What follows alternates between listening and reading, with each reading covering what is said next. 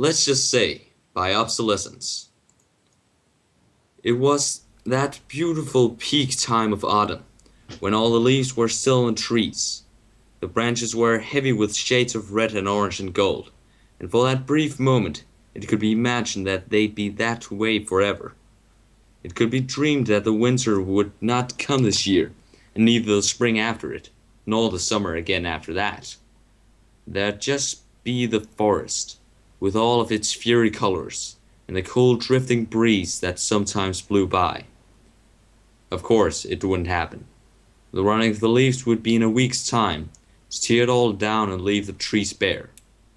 There were reasons, very good reasons, why there could never be a perpetual autumn, but one could imagine it anyway, if only briefly. In the heart of the forest stood Equestria's own Princess Celestia. She was completely alone. It had taken much effort for her to get that way. Cancelot was presumably in an uproar about her mysterious disappearance, particularly when she was due for meetings with 3 different ambassadors, 2 distant relatives and a concerned citizen. But so what? She felt free for a flickering moment, not free enough to forget that she was still the princess and that, invariably she'd be found and brought back. But so what? So what? She was technically away from it all, still in Equestria, but away from the rest of it. The ponies, her royal subjects. There were no sycophant upper-crust Cancelot ponies in these woods, nor were there any of the rustic Ponyville types, who throw themselves off a cliff that they thought their princess would like the sound of the splatter. It was nice to be 10 miles distant from either of them. She was, at any rate, sick of both of them. Not all of them. There were a few good apples in the bunch, so to speak. There were a few ponies who didn't make her despair, but those were few and far in between. Most of the populace, though, well, there was something wrong with them. They were shallow or stupid, or more often than not, both, plus a few extra character flaws for good measure. They didn't even know it. Didn't even notice how silly it was to panic and scream over every little thing. Didn't even realize how stupid it was to build their identities around the approval of every flash-in-the-pan pony who achieved some minor fame in Cancelot. Didn't even. Well-meaning idiots, a lot of them. There'd been an infestation in Philadelphia just 2 months ago. Parasprites, nasty little buggers. What had brought them? Well, some traveling sales ponies, nonpareil, had got the bright spark idea to go sell them as pets. The town, for its part, had been stupid enough to believe that parasprites, of all things, would ever make good pets. A spark, some dried leaves, a fire, and who'd be forced to clean up that mess? Who'd been called out of Cancelot to solve the problem Philadelphia set on itself? Why, the princess, of course. The squirrel scampered by, twisting and turning its way past her legs. Birds who hadn't the good sense to go south already chirped in a lovely little chorus. Yes, this was lovely. Sort of thing a princess needed when she wanted to get away from it all. Not away from it all forever. She'd never get away from it forever. Unless... Suppose... she began, speaking to no pony in particular. Suppose I killed them all. A passing by bunny stopped mid-hop and stared at her with big black eyes. Was it listening? Had it heard? Did it understand? Maybe. Animals were smarter than most ponies gave them credit for, just as most ponies were dumber than they gave themselves credits for. Let's just say... Celestia repeated, now for the pleasure of her little woodland friend as well as herself. that I killed every pony. Hypothetically, of course. She added when the bunny's eyes widened. I'm not being serious, but let's just say... A few more animals scurried up to listen, trying to figure what all the fuss was about. A hedgehog poked its head out from inside a log. A squirrel peered down from a low-hanging branch. It was an audience in the making, but Celestia didn't mind. She welcomed it, even. The more ears there were to hear her crazy ideas, the more sense she could make of her own rambling. It wouldn't be even very difficult, to kill everything, She told him. if I really wanted to. Which I don't, She added again. but if I did. The hedgehog chittered something. She didn't know what it was really trying to say, but she took it to mean how. Well, let's just say that I left the sun up too long. Some of the animals did something that sounded a bit like laughter. Of course they would laugh, Celestia knew. They didn't see it yet, Let me finish. she said patiently.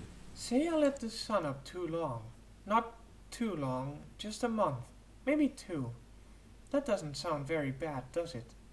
More time to frolic and play and do whatever you like before going to sleep, yes? Most of the animals nodded. An owl listening sleepily from inside a tree trunk silently disagreed. But that's what they'd all think at first. They'd say, this is a little strange, of course, but no one'd really question it. They don't ask questions if it's a good thing. Well, maybe Twilight Sparkle does, but she just questions everything. The bunny made some angry scratching sounds. Get to the point already, it seemed to be saying.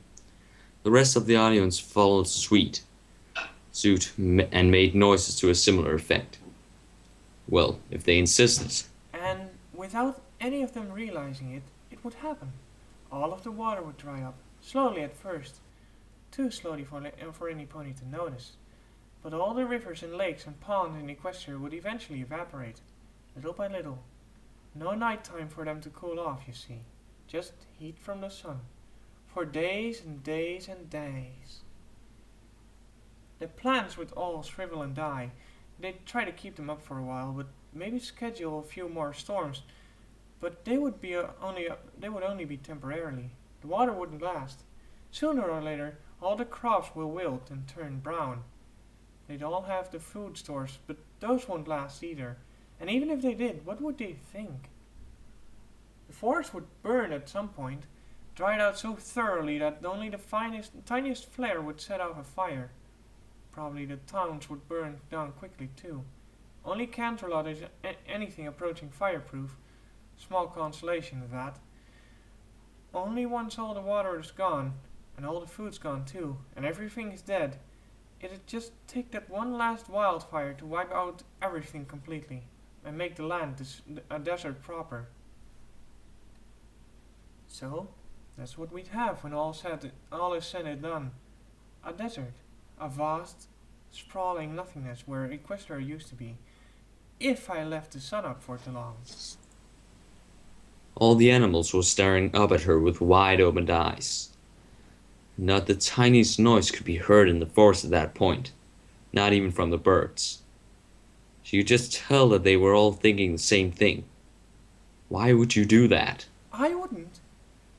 She assured them. And I'm not going to. I love all my subjects, even when they're being very, very stupid.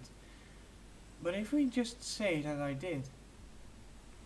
She swallowed and thought about it for a second more. If we just say that I did, maybe I'd finally. But before she could go on, a voice could be heard passing through the trees. Princess, are you out there? Sounded very much like a royal guard. Oh dear, they found me at last, said Celestia, just a tiny bit annoyed that she'd been interrupted. I'd hoped for a little bit more time. Princess! The voice repeated, closer and louder this time. I'm here. She called back. Follow the sound of my voice.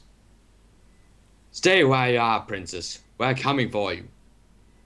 Soon enough, a pair of gold-armored stallions trotted up and bowed before the princess. We are glad to have found you, Princess, said the first.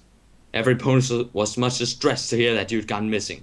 There's much work to be done now in Canterlot, added the second. The ambassadors are all furious with you, and there's talk of a petition requesting that the princess pay more attention to the state of the... Of course there is. Celestia sighed. Let's go then. Come on. She turned to her new animal friends and gave them a wink before trotting off, flanked on both sides by her guards. A minute passed. 2. Hoofsteps in the distance, and then silence.